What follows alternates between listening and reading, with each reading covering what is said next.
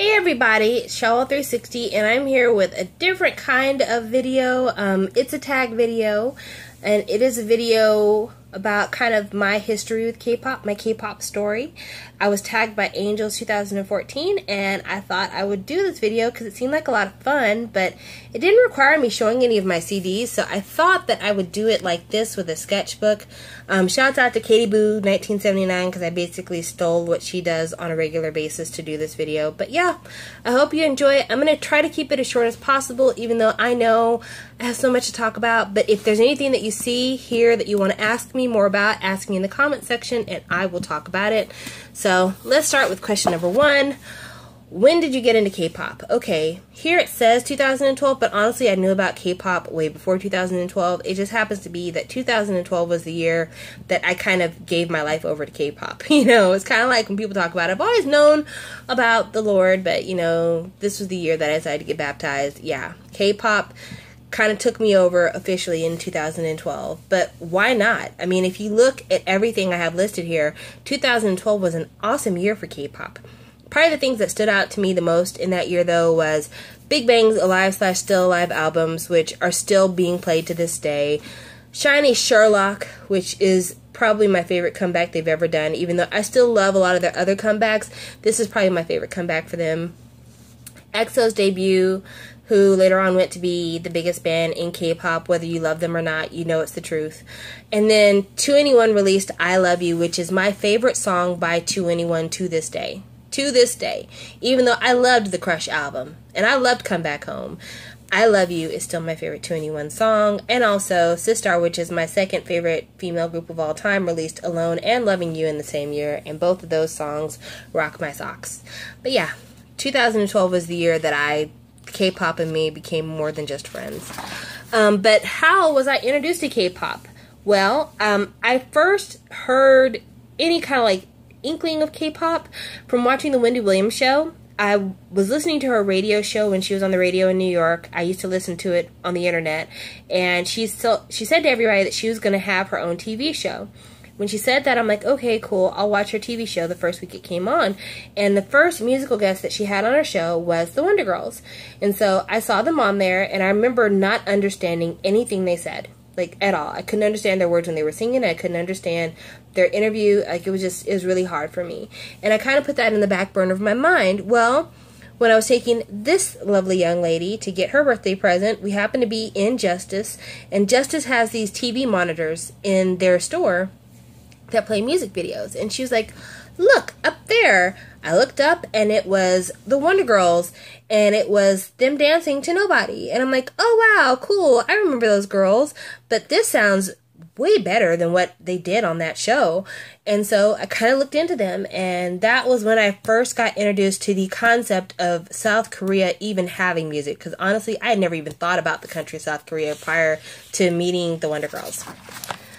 So number 3, what was the first song you heard? I feel like I already told you from question number 2, but the first song I heard that had anything to do with K-pop was the Wonder Girls' Nobody, and I remember being fascinated by all of their dresses. Like, every time I would see them, because back then I would be on YouTube looking at performances, every time I'd see a performance by them, they always had on different dresses, and I was obsessed with their dresses. I was like, wow, they have the coolest dresses ever.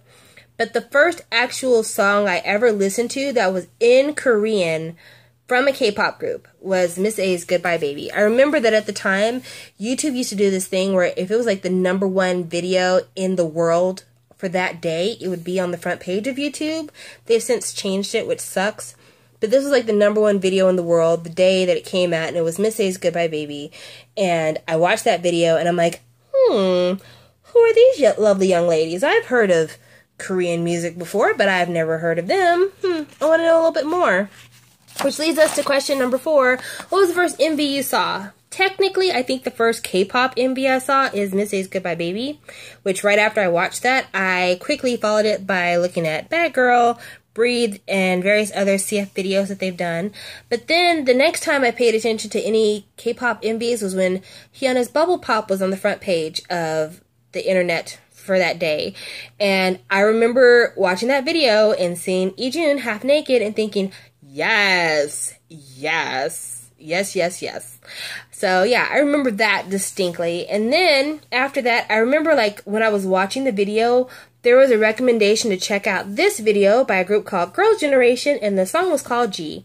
And now, thinking back on it, I realized that was the first time I ever saw my baby, Choi Minho, who seems to be a clown right now. I don't know. I'm not sure why. Fun Shawol360 fact.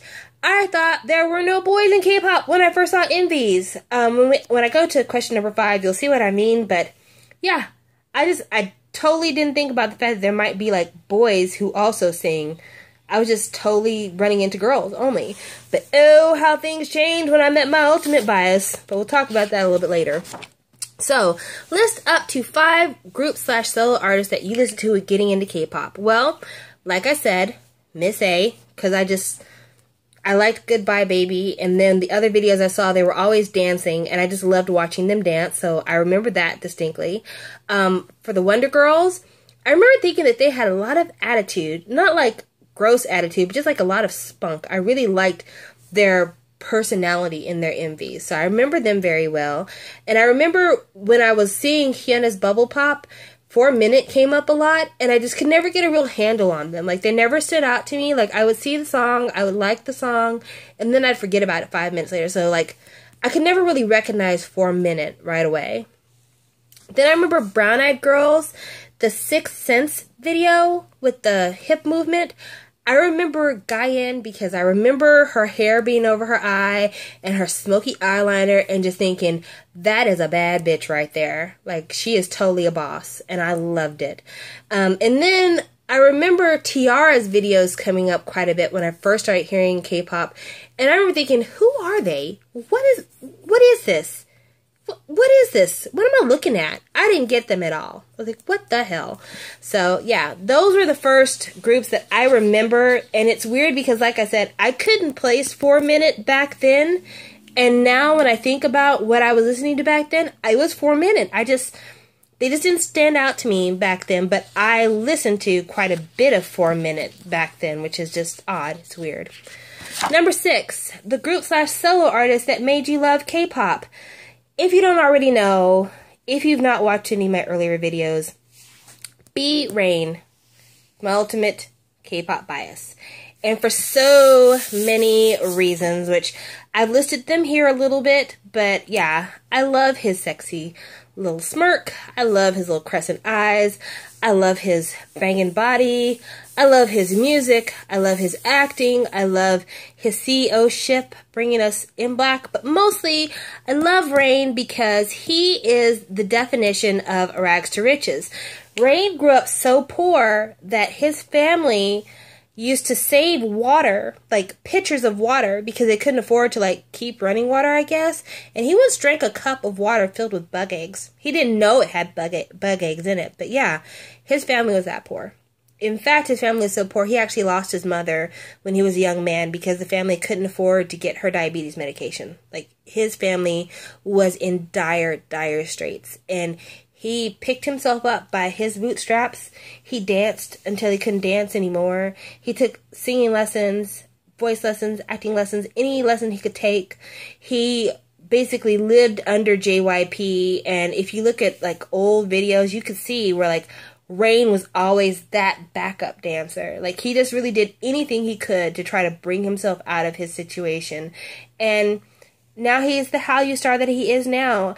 Nowadays, Rain is not as big in the international kind of K-pop community as he was once upon a time. And that makes me kind of sad because I feel like people are really missing out on somebody who has had a vast contribution to the culture. But at the same time, I feel like Rain's next big comeback is still out there. Like, I'm not saying that he'll ever be who he was because the military just ruins people, honestly.